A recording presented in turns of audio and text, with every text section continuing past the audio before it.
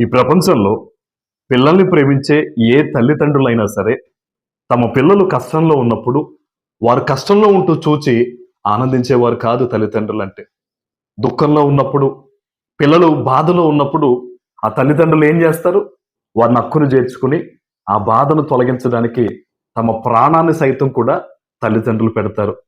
ఈరోజు దేవుడు కూడా అంతే.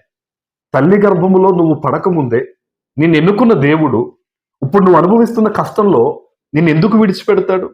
అది ఆర్థికపరమైన కష్టమైనా, కుటుంబపరమైన కష్టమైనా, ఆరోగ్యపరమైన కష్టమైనా, ఉద్యోగంలో, వ్యాపారంలో నువ్వెందులో ఇబ్బంది పడుతున్నా దేవుడు ఎందుకు నిన్ను విడిచిపెడతాడు?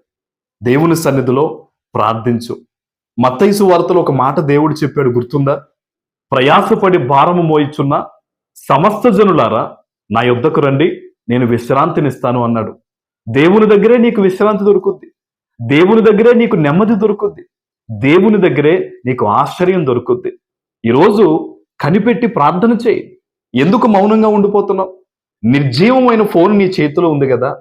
నీ కష్టాలున్నాయని, ఇబ్బందులున్నాయని ఆ ఫోన్ వాడడం మానేస్తున్నావా? ఫోన్కి ఛార్జింగ్ పెట్టడం మానేస్తున్నావా? లేదు కదా. మరి దేవుని దగ్గర ఎందుకు కనిపెట్టి ప్రార్థన చేయలేకపోతున్నావు? కనిపెట్టు, ప్రార్థించు. జవాబు పొందుకునేంత వరకు కూడా పట్టుదలతో నువ్వు ప్రార్థన చేస్తే తప్పకుండా దేవుడు ఆశ్రయాన్ని నీకిచ్చి నిన్ను ఆదరిస్తారు.